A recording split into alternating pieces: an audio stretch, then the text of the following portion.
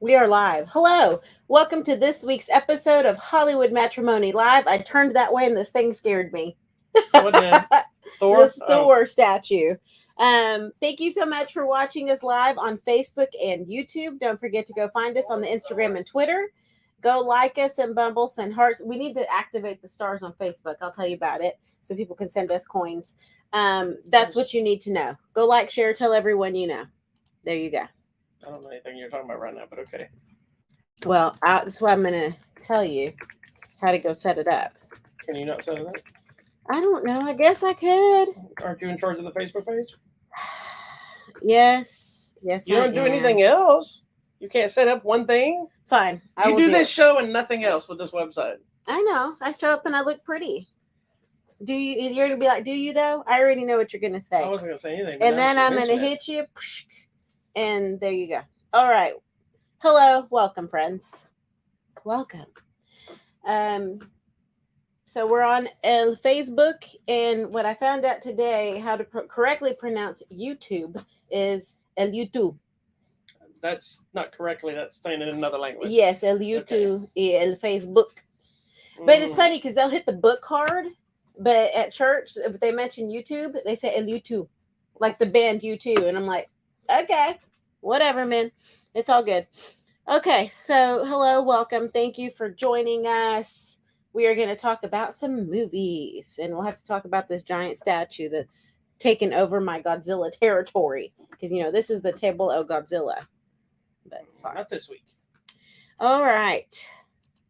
Let me get my screens up and running. I need to go share. Oh my gosh, I didn't even share my own thing.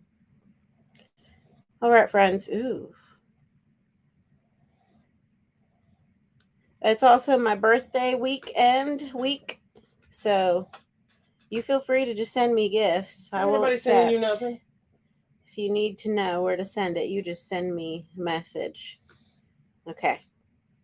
Let me get my. There we go. I need to share. I need to get. You need to know where to send it. That's not what I want to do. Message. Okay. All right. Well, it's not working. It's not doing what I want to do. All right, friends. Are you ready? Yeah, whatever. Okay. Here we go. Which movie you want to talk about first? Why don't we tell about? I'm the one who usually goes rambling on. So why don't you tell us about your documentary that you watched? I love it. Guys, lately I've been into just documentaries for some reason, and I really do enjoy them. I like learning about new things, and I would like to credit this man right here for opening my mind to the idea that I have more to learn in life, because I do. That is factual. We talked about this a little bit last week about how I was just like not into history films and war movies and all that, but I've become more open to them. And so now I'm into this whole documentary thing because we've got two to talk about today. So the first one that I watched this week is a new Netflix documentary called Girl in the Picture. And I almost started watching this the other day. Yeah. Before you mentioned it. Yeah. Because, you know, when you turn on Netflix, things just pop up. Yeah. And I was like, oh, that looks interesting. I'm going to watch that later. And I was going back to watching what I was watching. And then when you mentioned it, I thought, well, maybe I should go watch it. And then I just never got around to it. Yeah, no, we ran out of time. That's okay. So this film is about this girl here in the picture. And basically, it starts off with a young woman is supposedly a victim of a hit and run. She was a victim of circumstance. Yes. She was involved in a hit and run and left for dead on the side of the road. Been there. So she got hit while she was walking down the road.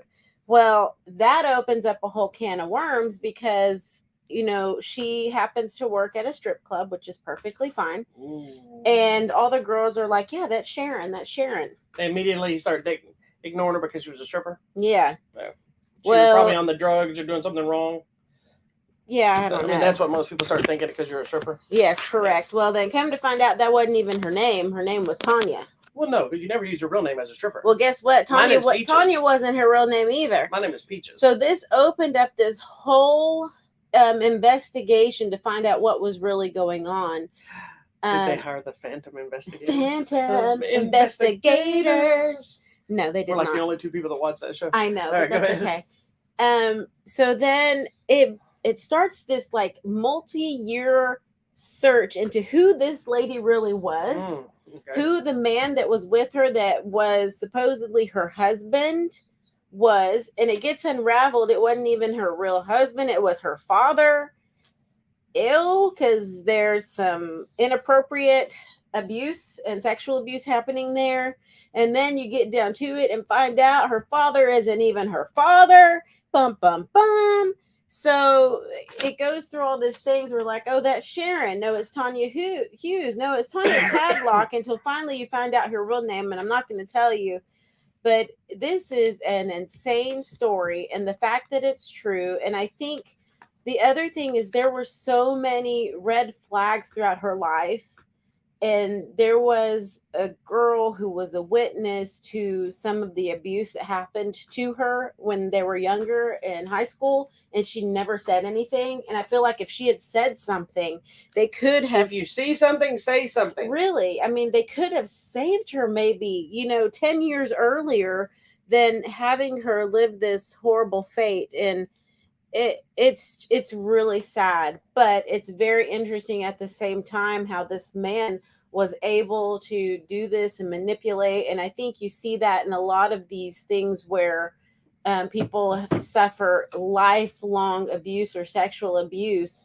They really believe in their head that if they try to leave or try to say something that they're going to get hurt or killed or whatever. So it's all over the place and it's crazy. And yes, well, that becomes part of the discussions we've had before, and other people numerous happen when you talk about people being in abusive relationships and things. Why don't you just leave? And correct. Why don't you just walk away? Why don't you tell somebody? There's so many variables of embarrassment, fear, especially now you get so much of the victim blaming. You get people don't believe you based on your profession, like being a stripper. Correct. Immediately people like, oh, then you must have been a problem in the first place. So you probably did something to put yourself in this situation, but if it had been somebody that was like a professional, like a banker or something highfalutin, then it'd be like, there must have been foul play. It's also the way they like word things in the newspaper about people. Like, when you see, we've seen it numerous times, like going into the race stuff where they mentioned this person was killed, ex-gang member killed by police. Then this other guy's like Harvard student killed by police. And it's like the narrative changes when in reality they were both murdered. Yeah.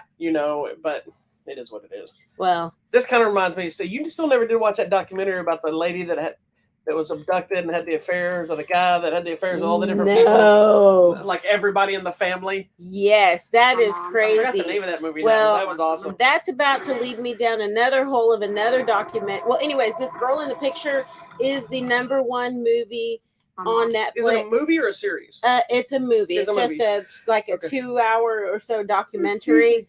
But that is leading me down to another documentary that I'll be talking about next week. It's this girl that was it's a true crime thing. It's this girl that was abused. She was drunk and passed out and stuff happened to her. That means it was her fault because she was drunk. That's what they'll say. But it's crazy because Anonymous got involved and like, we are anonymous. We will release the names if nothing is. That's usually what ends up happening. So if there's any drugs involved, drinking involved, if you're a party person, they take all your bad stuff and it's your fault and it's ridiculous. Yeah. So I'm gonna this Abducted in Plain Sight. That's the one. Yes. I'll rewatch it with you if you want to watch it. Okay, I'll watch it. Anyways, Netflix has just some amazing documentaries. I mean, in the past few weeks, I've been watching that. We watched that Murder in the Mormons. We watched the Be Gentle movie about the other Mormon. Murder in the Mormons, the one that dived all into the explosions and stuff. Yes, okay, and then there was another one after that. I've just been down a rabbit hole of documentaries. So thank you, Netflix, for. I don't know when she watches any of this stuff because every time I come in her she's watching that big-haired psychic. Long Island Medium. That has the hair helmet on. Yeah, I like medium shows so too. Awful. I watch all the medium shows. Hollywood Medium. They're so bad. My Cousin the Medium. I don't know. How are we married? I believe in the spiritual world. I watch all these things. Anyways, check out the girl in the picture. It's on Netflix. It is really interesting and compelling. Please check it out. No. Okay, next. Did you see my Taj Mahal shirt? I did. That's so nice. It came from India. I know. Or it might have been in the airport in America. And they were like, forgot to give me something. I don't know. All right. Are we okay to talk about our next documentary? Yeah, let's dive into it. This one we watched together. So we mentioned this, I believe, on the show before. This next one it was on HBO Max. HBO Max. It's exclusive. Menudo Forever Young. Yes. It's a three or four, It's a four episode, yeah, 4-part mini-series documentary, whatever. Look, I knew about Menudo as a kid. I remember how popular they were. It wasn't my music, so I didn't pay attention. I just knew girls were going gaga for them. There were posters of them. I knew there were a bunch of kids. I knew it was a soup. I knew all these things in relation. And you like Menudo? I liked one person's Menudo. See, my best friend's dad, God rest his soul, he used to make Menudo. It's the only Menudo I'd ever eat because I don't trust it. That's one of those things that you have to know the people are making it and see them make it to trust it. And he used to make it. I used to eat at his house. And I remember, actually, the first time he'd ever served Menudo, and I'm like, why are we doing with the band? Because I didn't know what it was at the time. And he kind of hit me in the head. He goes, band. And I'm like, there's a band, Menudo. He goes, he clearly wasn't a fan. But he was a funny guy. Anyway, sorry, we digress. So anyway, this documentary says, so I assumed you knew more about Menudo than I did, but apparently neither one of us knew that much. You knew more than I did. I didn't know it was. Yeah, I knew a little more. I just didn't realize it was around since the 70s. I thought it was like 80s and 90s. See, I thought it was one group. No, I knew they changed members. I knew Ricky Martin was part of Menudo, and I thought it was one group. And when I heard Ricky Martin was part of Menudo, I assumed he was in the group, and then got older and went a solo career, and that was it. I didn't realize, as you said, that it started in the 70s, 60s, 70s, whatever. Yeah, then it was a revolving door of people nonstop. Yes. No, I didn't realize that. But it was essentially the Power Rangers of music. Yes. The Power Rangers have been around since the 60s and 70s in Japan, and it just revolved in different characters every season. And so they would outgrow it, basically. This guy started the band, and originally, I believe the first iteration of the band had a female. Yes. And they got rid of that because of the sex appeal. Correct. For the they were trying to go to the girls. Yeah, and so when you hit, 16? 16, 17, they kicked you out. And replaced. Yes. Because it kept that same group, so it never became weird. And but so also, in my head, I got it confused with this other group. So in the 80s and 90s, there was this group, Timbiriche. Nobody cares about Thalia was in it. Yeah. Paulina Rubio was in it. So some of the Mexican singers. Sounds like all women.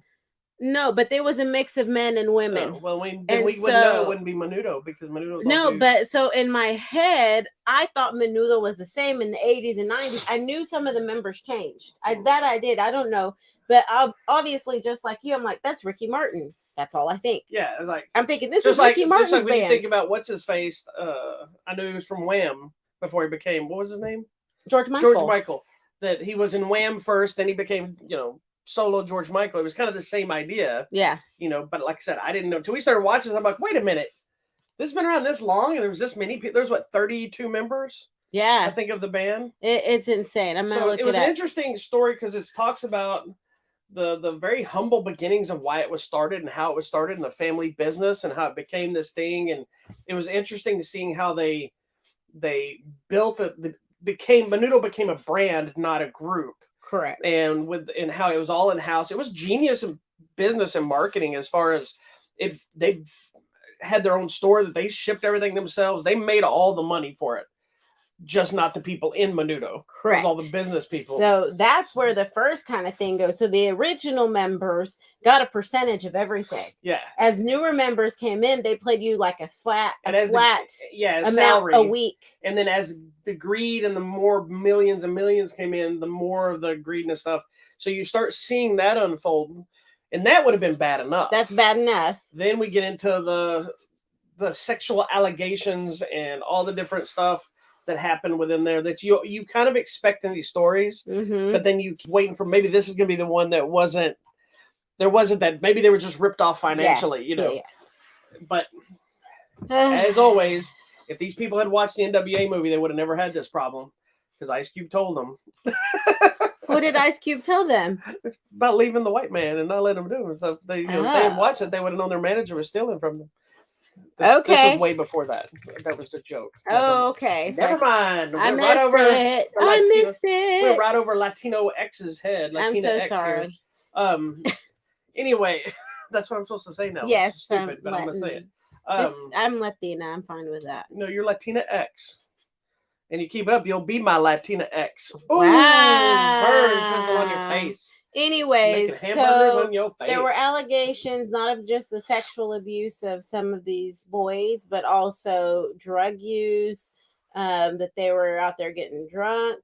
And I think the worst thing to me, well, the sexual abuse, obviously, but just what you could see was that a lot of these kids, they would get sick on the road. There was that one guy that had like laryngitis, or like, too bad, you got to sing anyway. There was the one kid that his appendix like ruptured while he was performing, and he was sweating and everything. And they're like, keep singing. He finished, went and had his surgery, and then they brought him back to perform the next day. It's a mess. So there was mental, abuse. physical, all kinds of abuse happening. But it's an interesting layout of the series where it's the first 2 episodes, I believe, are not that dark. No, they're everybody happy. The original members. It's very interesting. It's very intriguing, and you start seeing the members, and they have this interesting graphic where it'll show the 4 or 5 members, however many it is, and then how it will tear away a member, and underneath will be the next member, and it'll show how many years. Correct. It had interviews with tons of the old members, which an unusually amount of these people are gay now. Yes, and it makes you sometimes wonder, was it because of the abuse that kind of veered them that way? And because, because you hear stories like that sometimes. Like, I'm not one of those people that think you're not born gay or anything like that. I know everybody has their opinions, but there's been stories that when you've been abused like that it can shift you that direction that may not been, you might have always going to be that. Yeah. But it just was interesting. There was one man whose makeup was way prettier than me. You know what, that big buff dude? Yes, yeah. He had some pretty pink lipstick, and I was like, I want to get that color, but it didn't work for me, I guess. He was. But it was super interesting cute. Too on hearing each of them talk. There were some that were obviously way more hostile. There were others not so much. There were some that were just, you could tell, emotionally broken from everything. Yeah, you could see others that they came out of it kind of unscathed. Yeah. But they have respect for the later people. Yeah, earlier on, like the one man at the very beginning, Jose, with whatever. The gray hair? Yeah, he obviously He's came one of the through. Originals, right? One of the originals. Yeah. He got paid appropriately, and he came through unscathed. But he feels horrible about the other one. But he's like, knowing how this man acted and treated us, he absolutely believed everybody's story. Well, and he also said something to the effect, this isn't a quote, but something to the effect of, he goes, because we were all in Menudo, it affects all of us. And if they said it happened, I believe them. I better believe him. He doesn't just back up, and which is rare. Yeah. Because for somebody that comes from something, hey, nothing ever happened. Nothing happened to me. Those are the people that usually end up defending the bad people because it didn't happen to them. Yeah.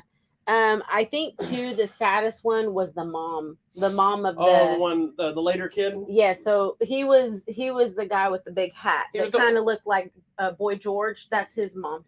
Was that his mom? No. Yeah. His mom. That wasn't his mom. His mom. Her kid was the one. I thought it was him. No. He was in the same group. Oh, okay. But he was the one that had the black shirt that was kind of looked like he was in a penthouse with the brown hair. He looked normal. He wasn't one of the gay ones. He was. The one in the blue shirt. Yeah, that said that kind of sat next to that sliding door. Yes. I think that was the saddest one. Yeah, and this came around during the allegation stuff. The highest point of. So at one point they bring you back in the day. They'd bring you to like the Oprah talk show or to whatever talk show. But in Mexican world, you have Cristina. But she was here too, or did? Yeah. So it was always on. But they have this one kid and his dad who are face to face with the man, the owner, giving allegations of the abuse, and this is what happened. He was the only member. He was the only one that stood up. These other guys were supposed to show up. They didn't. He's like, I'm going to do it anyway because this is the right thing to do. Well, at that time, this jerk, the owner, is like, well, no, you know what? Let me present you the new members of Menudo. Yeah, and here's all these new guys. He's there to fight the allegations. To clear his name, but he also used it as a business opportunity on her show to debut the new members on Menudo that were all younger, it looked like, than the previous members. I hit the thing. Oops, did we just go off? We're off. What did you do? I kicked something. Hold on. Oh, nobody can hear me. Now we're going to start over. Is it on? I mean, it's playing here, but it hasn't come up. Hold on. Hi. Looks like your camera was unplugged. Yeah, it was. Hold on. I don't know if you can hear us or not, but hold on. I got to go to my camera. Start camera.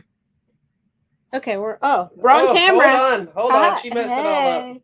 Hey. If you're watching us live, we apologize. Sorry, I jacked up. I kicked it. I need to. All right, and we're back. We're back. Sorry. I don't know if anybody's even still here or if they were here before in the first place. Anyway, so that he presents the new members of Menudo. That seemed younger than the originals.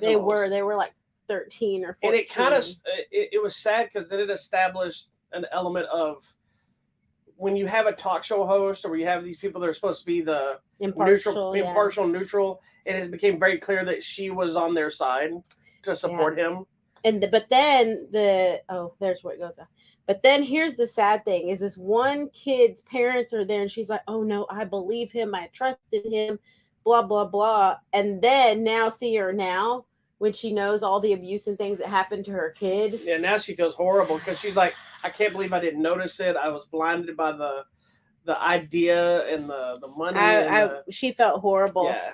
And also that, she said that her son wouldn't even talk with her about it for years, like still won't talk to her about it. She's like that, that I don't even know, she didn't even have the words to describe. Somebody said, "Hey, girl." Yeah, because her camera was in my face. How horrible she feels as a parent that she let this happen to her kid. Yeah.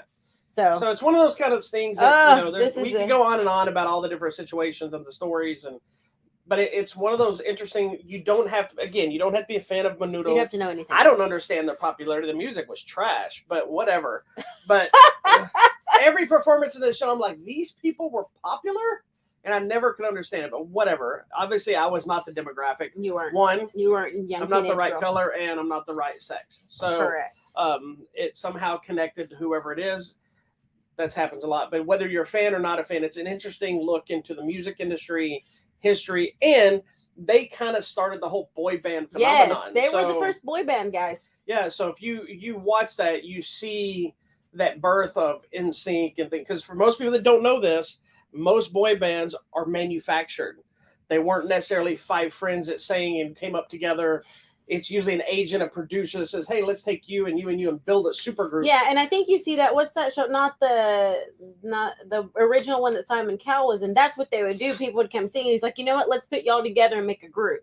So AG, not America's Got Talent, X Factor, I guess. Whatever. I don't watch Who knows? One of those shows. Like it was totally manufactured, and that's what they would do. They were looking for the right hair color, tall, high, like they needed someone for everyone. Wardrobes, and they would do this and it's this. Just, it's so crazy. Interesting enough. Before we move on, very little is said about Ricky Martin. Correct. Now I know he had no involvement in this. He's always been pretty quiet about the situation and not involving in it. But it's interesting because he's mentioned in the show. He's shown in the show numerous times. They say Ricky Martin joined it. They this. But they never mention him leaving on his solo career. They don't even tell you when he was out of the band. He's just suddenly gone. No, they peel away his paper. I know, and but they don't talk like most of the band members. Say so-and-so was replaced by so. This one they don't even mention him. It's almost like they pull him out and go with the next character. And I'm probably assuming they probably want to have to deal with his power because he's way more probably influential than anybody else in that group. Maybe, but. There is, I think it's on. About the Ricky Martin documentary? Yeah, there's a new MTV Behind the Music. He had done one several years ago. There's a new one that I believe just came out this year or last year. So he touches a little bit about early life, but obviously doesn't go into all this. But I guess if you want to know more about Ricky Martin, you go check out his. I thought it was MTV I thought it was special. Interesting that they kind of glossed over him, but I also thought it was smart because. This could have easily turned into a Ricky Martin. Yeah, and I think you don't want that. No, this was. We want to focus on these kids. It doesn't matter who became the famous people. I didn't want to see an interview from Ricky Martin. I wanted to hear from these other people. And it's funny. We were watching. Was it the Gordon Ramsay show, or was it something else? When we saw the other member from Menudo, one of the ex-members. It was the Gordon Ramsay, the travel one. What the hell is that show called? Off the something or other. Yeah, Gordon. There's a Gordon Ramsay show where it's like I think it's on Discovery where he's out in Uncharted, where he goes to different countries and does stuff. And there's one we're watching. I think he was in Spain, wasn't he? I don't even know. Something like that. Anyway, he goes to this farm. I don't remember what they got made now. Yeah. But he goes, so-and-so member of Menudo. And we're like, what? And now he's still producing music, but he's got this whole farm making a killing on it. And again, at this point, I just assumed this guy was in Menudo with Ricky Martin. Because we saw this months ago. Yeah. So anyway, it's a very, very interesting, entertaining, horribly depressing at sometimes. Yeah. Just understanding what happened to these people. And I think though that's the sad thing about when you have kids in show business of any kind, and I think we've seen that not just. I think we're obviously seeing the less music- than that nowadays because you're seeing so many of these kids that are coming up that seem to be successful as adults, I hope and a so. lot of that seemed to. And my timeline might not be exact, but it seemed to happen more in like those people coming out of Harry Potter. Yes. And moving into adulthood, and people sense that group. And I'm assuming that's because studios are probably protecting them more. Parents are probably thinking they're protecting themselves. I hope so. You know, it's not like, you know, when we were younger, if you knew of a child actor, it was guaranteed to hear drama when they grew up. Yeah. And that doesn't seem to happen as much. And there's very few like that came on the other side still famous, like Drew Barrymore, who was a massive star as a little child. Yeah, I don't think anything bad happened to her, but I mean, she's a Barrymore. Well, yeah, but she also was heavily a drug addict. She was a drunk. She had. So that's what happened to her. Yeah, there was tons of trauma in her world. I still want to know what happened to the Coreys because we'll never get that story unless we can ever watch that documentary. But then you got to be, how much do you believe of Corey Feldman because he's crazy? But is he crazy because of what happened? He's crazy because of what happened, and I think what happened to the other Corey. Yeah, but then it makes it interesting because people are always trying to hide that documentary. I know, but remember we were going to watch it and I missed it. But remember the episode of the two Coreys where they have that fight off screen? He's like, because the same thing happened to me, you know. And I'm like, oh gosh, these poor kids. Anyway, protect your children, my friends. Just don't leave the house ever. That's why I've always had more respect for celebrities that not necessarily say, I'm not letting my kid go in show business, but they say things like, I'm going to let them go their own path. Yeah. Push them into it. Let them do their thing. And to me, there's nothing, as a fan, it's even more entertaining when you don't know somebody's a child of somebody else. Yeah. Because that kind of, to me, whether they did it or not. Like Nicolas Cage did his own thing. Yeah, it makes it feel more like they came up on their own without the, but we don't know behind the scenes. Who knows? Who knows? You know, like John David Washington. I was a fan of his, and what is that rock show? Whatever that show was, football show, Ballers. He watched the entire show of that thing, and until he showed up in that Christopher Nolan movie. What was it? Tenet. Yes. Didn't even know that was Denzel Washington's kid. It's the way it should be. Yeah. So it's. But anyway. Anyways, check it out. Menudo Forever Young is available now on HBO Max. Check it out. Okay. Next. All right, let's jump into this one. Okay. This one came out at the beginning of July, I believe. Yes. So we missed it. We were going to talk about it last week. Sorry. It's a new Hulu movie from 20th Century Fox called The Princess. Starring Joey King. If you don't know who Joey King is, she was a young actress. She's been like tearing up Hollywood with. She was in The Conjuring. She did that show The Vow.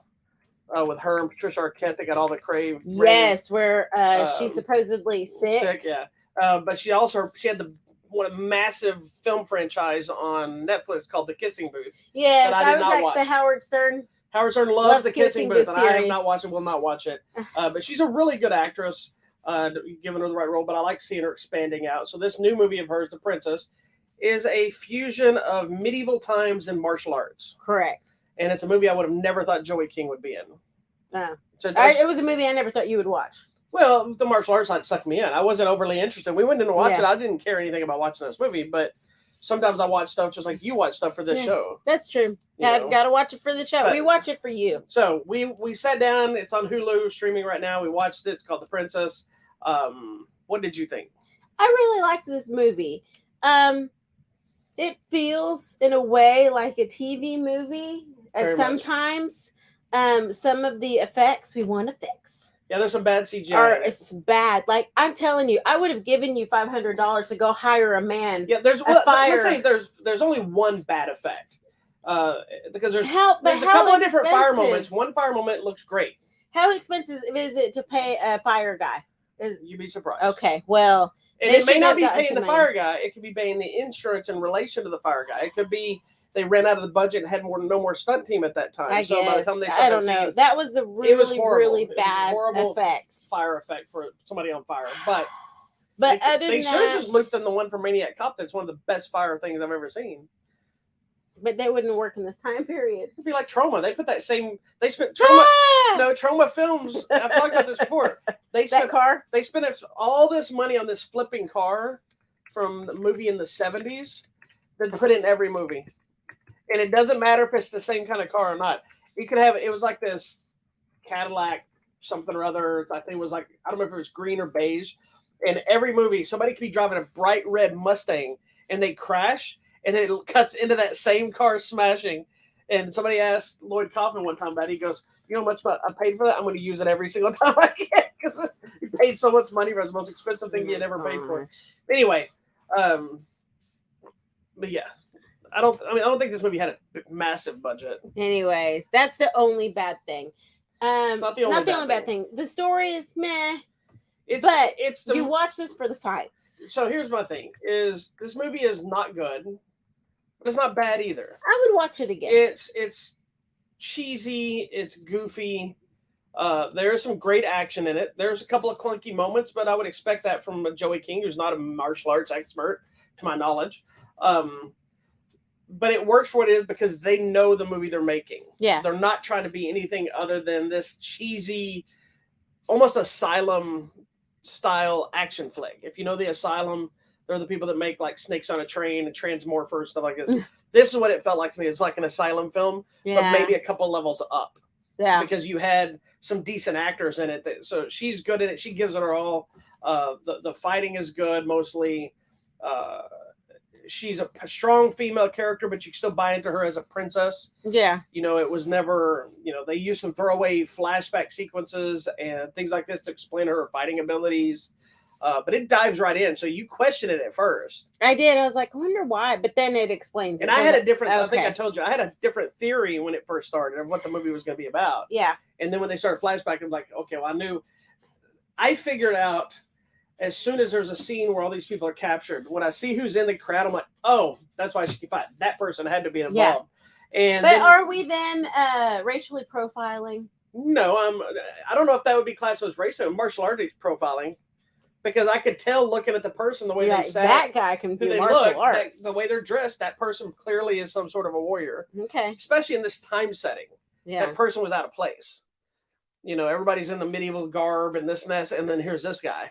What I didn't expect was it wasn't that guy. It was this girl. Yes. And they were all kind of connected to it. There you go. It was interesting. I liked it. I thought it's not horrible. It's obviously not great. It's not going to win an award or anything, but it's fun. And it's a fun movie. For being what it is, it knows what it is. It's fun. There are some ridiculous moments. There's one stunt where I was like, just jump on the guy. And I'm like, yeah, she did it. And you're like, that would never work in real life. And I'm like, yes, it would. And then we also got into this whole debate of how high can you jump off a building. No, we didn't get into a debate. I said you could, and then you went into research mode to figure out. Don't jump more than you. Don't jump more than 30 feet into water. You're gonna break your legs. That's in every movie. The highest that somebody's done, I think, was 65 feet, but it's because somebody was waiting underneath with the oxygen tank. So yeah, don't jump out of a building into water. The more that water becomes concrete instead of water. Yeah, so just it's a cheesy, guilty pleasure kind of movie. Fine, popcorn. I give her props because she clearly was all in for the action. She did really good. She was moving all over the place. Yeah, she pulled it off very well. Yeah. The rest of the action, there's some cheesy moments. Some of the fights are a little slower than you'd want them to be, but when you look at the cast you're dealing with, it probably I think she did a good job. But yeah, it works. It's a movie I would have ever thought, I'm not watching this stupid movie. I would say I'll watch it again, but it works, and it is what it is. I will watch it again because it's on Hulu. That's right. So it's a fun, cheesy, guilty pleasure movie, and I'm sure it's going to find like a cult following. Yeah. Kind of thing, and so that'd be a fun costume to do. Yeah, I was fun. Which version? So many variations. The final version. Oh, okay. Yeah, probably. Because she starts off in a nice princey dress, and then it gets torn and shambled all the way through. It was almost like Die Hard. It was Die Hard in medieval Die Hard, because she starts in one room and she has to make her way through this whole palace, and it's up and down, outside of the windows. It is Die Hard. It is. Oh my gosh, it is. Anyway, The Princess is available now on Hulu. So if you like cheesy good time with some fun action, check it out. There you go.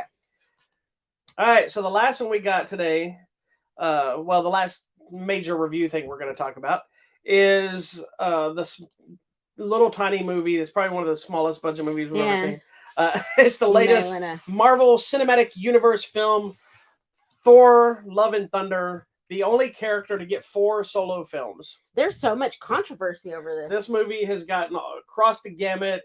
undecided. You love it, you hate it, and meh. Yeah, some people love it. Some people have problems with certain things. They love other things. Some people are like, it's not Ragnarok, but No. if you like Ragnarok, you'll like this, but Ragnarok's better. Other people are like, this isn't Thor, and it depends on how you look at it. Yeah, it depends, because I obviously like the worst Thor movie out there, but it's for the reasons why I kind of like this movie. What I think is funny is I've been hearing people talk about, oh, it's not good as good as Thor or Thor Dark World. I'm like, you're the one saying Thor Dark World sucked, Am I justified finally? Someone's going to validate me? Probably no. No, because then that would involve them having to say they were wrong. Anyways. So Thor Love and Thunder is the latest entry. Again, he's the only Marvel character to get a fourth solo film. They've all got, most of them have all got a trilogy and then Avengers. He's the only one that's got the fourth movie and looks to be getting a fifth movie. And then is this based on a book? No. It's yes and no. Most of the Thor stories that they've made in movies are kind of an amalgamation of a lot of different stuff. I got you. Some of it's strictly film stuff. Ragnarok is a thing in mythology, but they did a Ragnarok storyline. Okay. And there's also in Ragnarok, there's also the Planet Hulk storyline is infused in that, because Universal still owns right their Hulk. They won't make another Hulk solo movie because they don't think the first two movies made enough money. That's why we're getting She-Hulk and the series, and that's a whole ordeal. This one, Gore the God Butcher is a real character. The Jane Foster Mighty Thor thing was a real storyline. I see. Okay. So there's elements. The elements of the gods and stuff is all. Gotcha. All this is in Thor mythology. Now you could be someone to argue the point that I was talking with another friend of mine who said none of these movies are Thor because none of them really fully capture what the comics are, and I get that because it's way more Viking, Norse mythology stuff and some of the characters, but. Before we say anything about this, now that you've seen 4 Thor movies, we all know Thor the Dark World was your favorite. Yes. And before having this discussion, you were not a fan of Ragnarok. I was not, but you were in the minority because most people loved Ragnarok as the best Thor movie ever. I agree. And so you were in the minority of this. So now I want to know 2 things. Of the 4 movies, I want to know which one's your favorite Thor movie, and what do you think of Ragnarok revisiting it? Oof. Because we rewatched all 4 of them. I think I really like this one. As of all 4? Of all of them. I wish I could count Thor in the big movie. You can, but that's a different story. That's not a Thor movie. I know it's not a Thor movie, but I feel like him at that point in time makes seeing the new one better. It's important, I think. But that all starts in Ragnarok, really. Okay, fine. And after seeing Ragnarok again, I do like Ragnarok. Here's the thing, and I will say it is better than Dark World. Okay, here's the thing that's happened. Like me revisiting, I was never a Thor fan. Correct. Unless Walt Simonson was drawing it, I didn't care 2 craps about Thor. And I really liked the movie. I've liked The Dark World as well. I'm in the minority. It's not my favorite, but I do enjoy that movie. I loved Ragnarok, and I love the new one. Yeah. My thing, and I didn't realize I felt this way until Chris Hemsworth started talking about it. I'm like, that's my problem with this character, is he felt after the first 2 movies, and I guess that would be the Avengers movie too, because they kind of cross overlap at that point. There was talk of him not doing Thor anymore past some of this other stuff, even before Ragnarok, because he was like, why? This character's not doing anything. It's kind of boring. Same reason Natalie Portman didn't come back. She's like, all I am is a damsel in distress running around and doing nothing. Mm-hmm. And through getting into Infinity War and Endgame, coming off of Ragnarok, you get that finally start getting his sense of loss of losing his dad and losing his mom and Loki 15 times. Yeah, and I think that's why I like him in those movies, because you're right. I mean, he was playing, especially in the very first movie, you see him, he's just like the dumb blonde guy. Well, the upside, you're more than a Ken Barbie. At least in the first movie, there's growth of the Viking that just wants to pillage and plunder, smash some things, and drink and have the ladies. Yeah. He grew into at least a person who cared. And I think when you see him in those last Avenger movies, and you see the loss after Ragnarok, whatever, and everything. I mean, because he's lost everything. It wasn't just the loss of Jane; it was his mother, his father, his brother, his sister, his entire planet. Yeah. And then I honestly didn't miss Jane when Ragnarok was out. Correct. I was bummed she didn't come back, but at the same time, I'm like, don't need her. But it's because I don't feel there was a lot of chemistry of them in the first two films. Well, which you almost don't recognize that until you see them in this movie. New movie. And I'm telling, see, that's what I was telling you. So I don't think we talked about that maybe we did on the show. Why I liked Dark World is because I'm like, oh, we have a relationship. Yeah, finally. Because at least doing something They're other than doing just something different than trying to figure out who Thor is. Correct. Yeah. And so I think that's what I liked about that movie, and I couldn't articulate it well until I saw this new movie. Because this new and one, you finally see some relationship development. I'm like, that's why I like that. Without movie. any spoilers, we're not going to give any spoilers for this film. I'm not gonna. This movie plays up as a comedy. Yep. An action flick. Yep. A romantic comedy. There's some drama and some sadness. There's some heaviness to it. There is a lot of loss and death. Here's one of the things is I think Christian Bale is amazing in this movie. He's so good. He's always good, but he always dives headfirst. And Gore the God Butcher is one of those characters that's kind of unique. In the comics, he's almost naked. He wears almost like this thong kind of thing, and he's kind of buff. And I was watching an interview with him, and he was talking about when he saw the picture, he's like, I'm not doing that. I mean, he goes, thankfully it was decided way before I wasn't wearing a thong. And he goes, because he was coming off of a movie where he had to drop 50 pounds. And he's like, he went from that movie directly, like within weeks to Thor. And he goes, there's no way I can pack muscle on to do that. Yeah. But they tooled it to where he's easily the creepiest villain. I like that he looks a little gaunt. Yeah. And because we've seen him be buffer for Batman. Yeah. But I like because he's really played up to me as Death. There's that one scene where he walks out and the way they have his makeup done, it looks like a skull. Like, did you notice? This isn't in the movie. It's more of an implication when you see it. It's so cool. Did you notice that it looked like he had like carved all of his tattoos off? Because remember when you see him at the beginning before he turns into he's got the lines and stuff. But if you've seen the rest of the movie, they're all scarred. And it's almost like, because those were tattoos, I'm assuming, for the gods. For the other one. And so if you look at it, it looks like he carved them all off and his skin was destroyed. I felt like it looked more like it had been like acidy burned. Either way, it's like, he burned them off, removed them off. It was like cutting a tattoo off the body. I liked the shroudy thing and the darkness, and I liked the grayscale of him. Yeah. And there's moments where there's no color. And I think, and it's so cool. This is why that for me, and I think some people miss this element, not because they're stupid, because they're seeing it differently than I am, obviously. I think this is why the humor and the silliness of this movie works, because it's balancing out the darkness. It's black and white, literally. It's literally, yeah. It's the lightness of this romantic romance, and there's like a love triangle. That's a love triangle between Thor and Jane. Are they still in love? Are they back together? Can they be back together after all these years of not seeing each other? There's the Hammer and there's Stormbreaker. Are they, who does that go to now? So you're dealing with a lot of, and that kind of element makes it funny, but also heartfelt. Yeah. It's silly when he's like talking to the Hammers and stuff, but you understand his connection to it. Yeah. Then on the flip side, you have this extremely creepy character who all he wants to do is murder and kill and whatever, but you also completely understand his situation. I understand why. He's another villain that, much like Thanos, who you don't agree with his methods, you don't necessarily agree with what he's doing, but you understand why he wants to do it. And I mean, and I think this one even more than Thanos. Correct, because in a way, it's one of those. I think we could even take it into today. Yeah. Our mentality of whatever your mentality is of God that you pray to, and you ask and you ask and you ask, and it doesn't happen. And let's say you're asking for this person or whatever. Here, I'll throw a personal situation sickness out. or healing, and somebody dies. When your child dies, and because I had a child die, and your first thing way to bring the room down, is you're angry at God of like, why did you do this? Which you're not supposed to, technically. You're not supposed to, but like, that's human. Explain to me why this happened. Explain to me why this is okay. And I still don't have that answer to this day.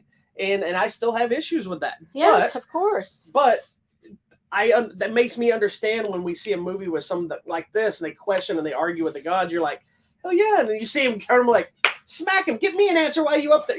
Yes. And I think that's human. And even though his character, I don't think is human. No, he's a humanoid. He's from some other planet. But you understand why, and the sadness and the anger and the hatred, and why he goes on this quest, I guess, of of vengeance and to set things right in his And mind. what's interesting is he's not in the movie that much. No, but he has such an like impact. I was bummed he wasn't in there as much, but when I saw it, I've seen it twice because I had a screening and I saw it again. When I saw him the second time, I was like, I like that he's not in it that much because every scene they brought him in felt purposeful. Like there's a great scene where he's talking to these kids. I'm not gonna tell you the scene, but he just kind of shows up. I love how he kind of comes out of the darkness. It's kind of almost like watching a horror element because he's in the shadows. So good. And but it's not even like a spooky like ooh he's laughing like and it's creepier like so on the other side of it you have like a romantic comedy love film road story. It's a road trip. They're on a journey. Road trip. And I think we talked about this too. I think the other element that makes movies like this, Ragnarok, Guardians of the Galaxy, make them feel less like the rest of the Marvel Universe is because they're not on Earth. Yes. And so you get a lot more of the, like, especially this one is, to me, is probably the most bright, vibrant, outside of the gore sequences, most bright, vibrant visuals that we've had in Marvel. Yeah. When you're in the place of the gods and when you're traveling through these rainbow bridge things and all these different stuff. And it's like, of course, it's a little sillier because you're having to go into imagination. You're not getting, hey, there's Cleveland. Right. You're in this big room full of gold and gods and this and that. And it's like silly and, they're kind of over the top. And it's like, the movie kind of slaps the gods in the head. It's like, but it's also, it's not disrespectful, but it's like saying they know they're better than us. And they're like, these people. Yeah. Russell Crowe, you see him in the trailer. This isn't a spoiler. He plays Zeus, and he is the most over-the-top version of Zeus, but he's so fun. And I was like, is that Russell Crowe? I kept thinking, but he's so over the top. Like you could even look at him as maybe kind of flamboyant gay, but then it plays up into like the Roman mentality of sex with anybody or whatever. There's nothing he does, but he flips his little skirt at one point to go downstairs. But it's also a pompous attitude. Yeah, like I'm better than everyone in this room. Mm-hmm. And like you see in Kings and things like this. And again, he's not in the movie that much either. No. But he has a great sequence. Yep. He's good in everything too. I like Russell Crowe. Of the entire cast, before we get into the other people, who do you think was let's say outside of Christian Bale, because I think Christian Bale stole the movie in his sequences. He was really good. Who do you think was the best in this movie? The Rock guy. Korg. That's Taika Waititi. Oh, Taika Waititi. I'm going to give major props to Natalie Portman. Natalie Portman did a good awesome. job. She was all in. They went a direction with the story that's from the comics I didn't think they would go with because I thought it'd be a little more too depressing for them. Yeah. But they did it and made it make sense. It made it make sense why she had the hammer. Yeah. Through a fun flashback that gave us a catch up from the previous movies to now. That was silly but also awesome. Yeah. It's the story that most people wanted that we never got in a quick montage. We need a montage. But not only did she look the part, she carried the action well. I thought she did really good. I thought the banter between them two was awesome. Yes, it was so good. I mean, I think finally we get to see what I envisioned happening in Dark World with their love story. When they come back together? Yeah. Yeah, I finally get to see it. I like Natalie Portman. I'm a fan. I'm the movie is essentially a Guns N' Roses music video. That's the best thing in this whole thing is the soundtrack. Every single thing's Guns N' Roses, and it's really, you know why? Well, I don't know if you noticed there were posters and stuff on that one kid's room, and I think it's because I've heard of this cool band. My name is now Axl. Yeah. He's like, I'm Axl Rose, and I was like, that is so cute. Here's the thing I thought was cool too is when you see in the trailer and even on some of the posters where he's got the leather Michael Jackson like vest on. Yes, so that's actually cool. from the comic as well. There was a time, I forgot the creator that did an element of Thor where Thor he had his normal Thor outfit underneath with the discs or whatever, but he wore this sleeveless leather jacket over the top of it. It was kind of like heavy metal Thor for a while. That's awesome. And I'm like, oh, that's a cool element. I've made this claim on Facebook and some other people. Is like I'm really tired of everything overlapping and everything being a crossover and everything building to something else. Yes. And so like I've really enjoyed, Spider-Man and Doctor Strange and now these Thor movies all being kind of, and if you look at all the Thor movies, all of them are pretty much just the Thor universe. Correct. Yes, there's some other elements of things mixed in.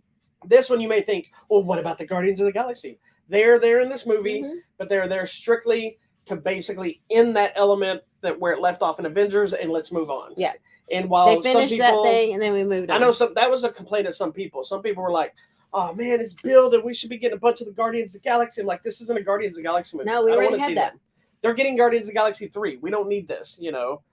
So I'm glad that, you know, and some people even argued with me about Doctor Strange and Thor, Spider-Man being, well, those were like a whole big thing. I'm like, but they were maintaining a story like Spider-Man stuck to the Spider-Man universe. Yes, Doctor Strange was there, but he was gone most But he of the was movie. just there for his thing, and then he did it. Yeah, because back then Doctor Strange kind of did the same thing. Is he was there, and yes, of course, Scarlet Witch is there as the villain coming off the other stuff, but they let it be a Doctor Strange movie. That's what I want us to get back to. I want us to get back to characters doing their own thing, not everything. And I think if somebody randomly crosses paths, okay, but you know, to be able to watch the other movies, you have to watch 8 movies or whatever to get to it, which I guess is fine, but sometimes it's exhausting. Well, it is. It's a lot. If you read a comic book, that's my thing, is if I'm reading an issue of Thor, you can read 10, 15 copies of a series of Thor. It's a Thor storyline that might see Wolverine show up. It might see somebody show up for one issue or something like that. And then once a year, there's a massive Marvel crossover that features everyone.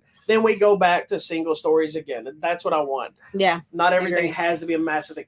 I'm fine with them building to something. Yeah. But not everything has to be that. And I enjoyed this. I also enjoy the what it clearly looks like Chris Hemsworth is having a blast playing the character. Yeah. The man's got some funny chops. He's funny. He can be funny. And he's probably the biggest and most sculpted I've ever seen him in this movie. So is Natalie Portman. Yes. But I was watching the video. Did you pay attention to his progress of his body built? Yeah, how he looks between the original and this one. So I think in the first one, obviously he was big, but not that big. He was massive in the original, but it would seem more like masked and detailed. It was masked. Yeah. And so as you go along, you see him get a little bit bigger. But in this one, you see him with his clothes off. Naked. Seen it in the flick, in the trailer. Yeah. But he's sculpted. And it's funny, his stunt double. That's the hard thing. Your stunt double has to keep up with you. That guy does stunts for him everywhere. I follow him. I have interviewed him a couple times, and I follow him on Instagram and stuff. And he's a great dude, but he trains him as well. Mm. But when that's the guy that was doing the thing on that video with the arm thing. Yes. Where he's like, come on. Yeah. Woo! But he also has to be the same size as him, so he's got to he goes, God, he got bigger than ever. It's like, I got to get bigger than ever, and, and so he's like, he's killing me, and I'm in the movie for like 3 seconds, but that's how you have to match up, because he's done stuff for Captain America. James Bond, because he's really like cut and thinned out now, but big. And he's supposed to be playing Hulk Hogan in a movie. Oh my gosh! So, yeah, brother, he's got to get bulky. He's got to get the big pythons. Well, and you can't be too slim, I think. So, if you want to be some fun facts for you that I figured out. So, I was reading an article that were saying that one of the cool things about this movie was Chris Hemsworth was able to have. They filmed a lot of it, I believe, in Australia. Oh, that's cool. So he was there with his family, and then of course Natalie Portman was on a talk show talking about how her family was with her too, and their kids were going to the same school. But she's not near as famous in Australia as he is. Of course. So she could go through carpool and get her kids. And he's over there hiding behind a tree with a hat on and stuff, waiting for his kids to come out. Anyway, so they said his kids were on set and stuff, getting to watching film. In the movie, there's a sequence where they're talking about Thor. He's running and aging.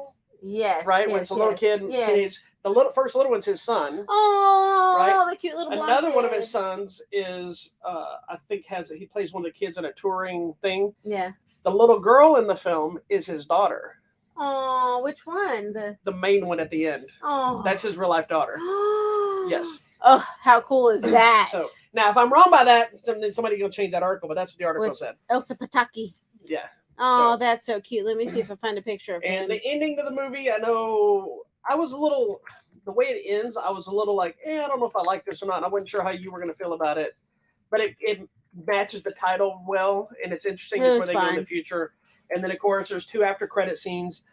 Please stay. Both of them are important because I think they're going to be setting up where we're going with Thor next. Yeah. One of them is a clever setup that's a good ending for a couple of characters if they don't do anything else with them. Yeah. But it's also an element that could play into the other version of where it looks like we're definitely going. Well, not look like we are going. Yeah. That's continuation of it. So there's some people that have thought this movie felt like a middle film. And I can see that because it does feel like it's setting up something. But at the same time, I think I love this movie. I thought it was great. Oh, yeah. See, there you go. There's the kid. Oh, that's cute. I will say that I think these last 3 Marvel movies have been slowly creeping to the top. Doctor Strange, Spider-Man, Doctor Strange, I loved. And, I absolutely love and here's the thing: what I found interesting, there's a lot of people talking about because Marvel set a precedent on how much money they make on these movies, right? So the new Thor movie made like $140 million this weekend, and some people Wow. are calling it a flop. That's You dumb. know, it's the highest grossing Natalie Portman movie ever. It's the highest grossing movie for Taika Waititi ever. Well, there you go. What's it's- wrong with that? But they look at it as a Marvel movie. It's like, this Oh, can't be so the. dumb. It was good. What are you looking at? I'm just looking up people. Oh, anyway, I love this movie. I loved it. I thought it was really good, and it's finally gives me justification on why I love Dark World, because there's The a romance. there's a love story there. Yeah, I was a little concerned when they were like, "Oh, we're gonna do it with a love story." I'm like, "Oh God!" But I ended up loving It's it. fun. Oh, and I loved. Well, I don't want to say that, but I loved her. Yeah. Won't spoil. Won't spoil. So, for those that don't know, we're in Texas and we're having a What? massive heat wave. We're in a heat We're like wave. what, for 2 weeks? It's going to be over 100 degrees here. Yes, it's Which may not seem like a big deal, but it is because it's hot. because as our hell. heat waves are 100 So I decided, plus. since we didn't have a lot of movies to talk about, I'm sorry, Thor's in theaters now. Since we didn't have a lot of movies to talk about, I told the wife right before the show started, I said, today, much like we did for Independence Day and Halloween, I said, I want you to pick a movie that involves the heat, a heat wave of some sort, and tell me what's your favorite movie that would involve a heat wave. The funny thing is, I didn't tell her anything about what I'm picking. We picked something both from the same franchise, but not the same movie. Oh, okay, cool. Or are you changing? No, I was going to say Okay, so the tell one everybody I what thought. yours is. Oh, well, I picked the first Predator movie with Arnold Schwarzenegger because I was thinking of the scene where they're heading into the jungle and the black guy, what is his name? You're going to tell me immediately. He's shaving his face and he breaks it and blood's where he coming breaks out. the big razor off his face. And Arnold is so sweaty the whole time. The whole people, because they're in this Amazon jungle and everybody's just like sweaty. So to me, that was, and I love Predator. Yes, we both love Predator. This week, I just happened to watch Predator, Alien vs. Predator 1 and 2. So you didn't watch any of the other Predator No, ones? I'm going to go watch This is why them all. you didn't catch this then. Oh, So the one I was choosing, when I told her this is what I'm promise you, we had no discussion. Did not talk. I thought in my brain, this movie features a heat wave. I'm going to pick this movie because she'd be like, oh, I didn't even think about that. Predator 2 takes place during a heat wave. Oh, shit. Remember, because they're out in the street and they're fighting because nobody's killing. They're talking about the heat waves making people crazy. That's the one with what? Danny Glover. Danny Glover. And he's favorite. sweating too. And I remember the thing burst and everybody's like in the water. And they were talking about how the shoot. Predator was seeing people easier because everybody was so hot. So hot because he does heat signatures. I had my brain, Predator 2, the heat wave. I'm going to talk about that movie. And then we came in here, she's secretly grabbing what movie she's going to tell about. So I'm like looking, and then I realized she got it. She grabbed Predator because this is the 4 movie collection. So like, well, I mean, we could also pick the Predator with Adrian Brody because they're also in a jungle. Yeah, but that's not really a heat wave. Not really a heat wave. But so I had to tell her, I'm like, well, I think you grabbed mine. Yeah, it's like, okay. Oh, were you going to pick the Predator? I'm like, not really, but let's go with this. Let's go with it. So Predator 1 I'm and 2 go are watch the all movies we of chose these. with sweaty people. I'm going to go watch all of these This next. is the heat wave is probably going to continue. We may pick another heat wave movie next week. Oh my god! Because I have a couple of other ones we can talk about for myself. So let me see where are we now? Because I feel how many days have we had already? It's been at least a week, and we have a whole other week or two coming. Of what? 100-degree weather. It's too much. This week and next week at least. This week and the week after. But anyway, all right. So we're going to go on and go on. That's all the talk happening for now. Yes. I am going to talk next week. We've talked about it briefly on here. I know it's not a movie, but Stranger Things. And I've talked about my not dislike for the show. I really loved the first season. I thought the second season was fine, but I bailed after the first 2 episodes of the third season. Everybody started talking about the fourth season. Then they announced the fifth season was going to be the final season. So I said, you know what? I'm going to give it another chance. I'm going to dive back in. So I've been rewatching it from the very first season. I'm actually have one final episode and I'll be completely caught up. So next week I'll come back and tell you what my feeling is on the Stranger Things now that we're caught up. Okay. We've had 11 days of 100-degree temperatures. We got another week and a half coming. This is the heat wave. The hottest day on record happened in 1980. It was 113 degrees, like actual temperature, not the feels like. Yeah. So I don't know if this happens in other places. So we have, I'm sure it does. like this morning when I went out, it was 97, but it says it feels like 103 because of the humidity. Yeah. So, and we walk out and it's just like fire. But you know what? It still has doesn't, to happen as in the much cold, as it's too. as hot as it is, as much as I hate it. I think my time in Thailand Helped you. And I used to spend a lot of time in dry saunas preparing to be in Thailand for a long time. I think it's actually helped my body temperature. I'm still hot as hell, don't get me wrong. Yeah. And my gym at home has no AC. I train in the heat. But I've never been miserably hot yet. I've been sweaty and gross. I was sweaty. Just like literally from my car to walk in the house, I started sweating. Yeah, me too. So anyway, so coming out this week, it's another not a very big week. Star Trek Lower Deck Season 2, which is the animated series on Paramount Plus, is coming out. It's a great show from the creators of Rick and Morty. Batwoman, the third and final season, is coming out. Raging Bull with Robert De Niro. I believe Joe Pesci is getting the 4K treatment. That's kind of cool. Some movie called The Twin. I don't know anything about it. It says Evil Only a Mother Could Love. I don't know what that is coming out. Killing Eve Season 4 is coming out. It looks like Galaxy Quest is getting some kind of new release, and Indiana Jones and Temple Doom is getting a limited edition steelbook. So that seems like really the only big stuff that everybody's talking about right now. Okay. Coming out of the theater or on demand on Tuesday, July 12th, my birthday. Hey. Coming to video demand and digital is this movie called Neon Lights. It's this group of people that gather for a family reunion, and suddenly they start disappearing kind of one by one, and they're kind of in a far off the grid location, so there's no way to call for help. So that's going to be interesting. Also coming out on video demand and digital is a movie called Cop Secret. It looks like it is a what is this language? It has a bunch of Norse names or Icelandic names, or so it may be. Oh yeah, it's Iceland's cop. It's an Iceland cop crashing with some violent bank heist people. I don't know. So it may be in Icelandic or whatever. But you know what? They've been putting out some good movies because of Lamb and Northman. Northman's not really Icelandic movie. It doesn't matter. I'm into all their stuff. So please watch it. Don't be like, I don't watch it if it has subtitles. Don't be that person. And then finally, if you haven't seen this movie, it's finally coming to Hulu, the Bob's Burgers movie. I'm excited because I didn't get to see it. I didn't get to see it. Okay, then coming out on Friday, I'll save that. Coming out nationwide, there's a movie called The Deer King.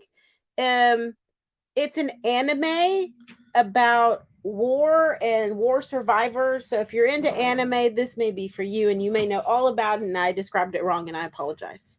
There's also nationwide coming to movies that says Miss Harris Goes to Paris. It's set in 1950s London. Oh, yes. A house cleaning lady, and she decides she wants a name brand Dior dress and all the hijinks that goes into her getting this dress. Coming up to Prime Video, a movie called One Up. I don't know. Funny comedy. I'm sure they're probably not watching the show right now, but they might be. But somebody just posted on Facebook that they're watching Girl in the Picture, and all they wrote is WTF. I know. Tell them, link them. I'm going to link them to our site. Anyway, so One Up, it's about this team that comes together to win some national thing. I don't know. Sorry, that was a bad explanation. Coming to Netflix, a movie called Persuasion. It's got Dakota Johnson, so I'm going to assume it's some sort of a romance thing. She doesn't just do romance. I don't know. She's in the Peanut Butter Falcon. Fine. It's a time period piece. She's forced to marry this man because her family's on the brink of bankruptcy, but she says an unconforming woman. Well, you go. And then if you women would just conform. Coming to Prime Video, Don't Make Me Go. Oh, we have that right now. Do we? It's about a man who is dying, but he wants to spend his very last moments doing everything he can with his daughter to leave her a lifetime of memories. So I think that's going to be good. And then the big movies of the week are going to be Paws of Fury, The Legend of Hank. It's an animated action adventure martial arts movie. And then also Where the Crawdads Sing, based on the award-winning book. And I know many people have read it in book club, so I think that's going to be good. It's the girl who was kind of abandoned and raised herself out in the bayou and is suddenly accused of murdering a young man. So we'll see how that goes. Yep. There you go. All right. And of course, we have a couple of giveaways. But before I talk about giveaways, while she's shifting focus on her computer. Yep. You may have noticed my lovely Ragnarok statue here. Yeah, where did you get this? I paid for said Ragnarok statue. This was not a complimentary gift from anybody, but I will accept them. But this is actually a two-part statue. There's also a Hulk to this. This is from Ragnarok. where they're fighting. So the Hulk, you imagine, you see how big Thor is. Hulk is about Do just we much have bigger. that? That's the We one do. we have. He's in there. And I got, thanks to my buddies at Urban Legends Comics, he feeds all my geeky needs. So when I bought the Hulk statue from him, he then reminded me, he goes, hey, you know, there's a Thor as well. I'm like, dang it, man. Because I just thought the Hulk looked cool. I don't usually buy a lot of big Marvel statues, and I just thought the Hulk would look cool. Because he's like, I got the big hammer. And he's like, there's a Thor too, and I can still order it. So he ordered it for me. So That's cool. if you need anything, whether you're in our area or not, Urban Legends Comics, I'm sure he would mail stuff too. If not, I'll mail it for him. There you go. Check them out on the Facebook. They're awesome. They have everything you need and everything you didn't know you needed. Anyway, moving on. All right. You ready for the giveaways? I'm ready. All right, so we got a few giveaways. A lot of them are still the same stuff. A couple of new ones, I believe, or maybe not. I don't remember what I've talked about here on the show anymore. We still got copies of Ant-Man: The Awakening, some of the Edge of Tomorrow on 4K, Friday the 13th Part 3. Someone's not doing her job. I'm in the middle of talking here. She's not changing the panel thing. This is a very unprofessional show. If this was a news broadcast, you would have been fired right after this. We went off the air. My bad. Friday the 13th Part 3 Steelbook Blu-ray. Aquaman King of Atlantis on DVD. Raiders of the Lost Ark 4K. And the Secrets of Dumbass. I mean, Fantastic Beasts, The Secrets of Dumbledore on Blu-ray. Somebody is hangry about that. That movie's just not good. So that's what we have right now. There's a couple of others supposed to be lingering in that we'll be bringing your way soon. All right. There you go. So I guess that's it. We'll be back next week for an all-new episode of Hollywood Matrimony Live. I'm trying to post a link to Urban Legends. Okay, well, you can do that in a second. You guys do your spiel. All right. Thank you so much for watching this week's episode of Hollywood Matrimony Live. Don't forget to go find us on Facebook, Instagram, Twitter, and YouTube. We are everywhere, and we're nowhere all at once. There you go. Go like, share. Thank you so much for watching. We will see you next week. Peace and love, children. Peace Goodbye. and love. Stay cool out there.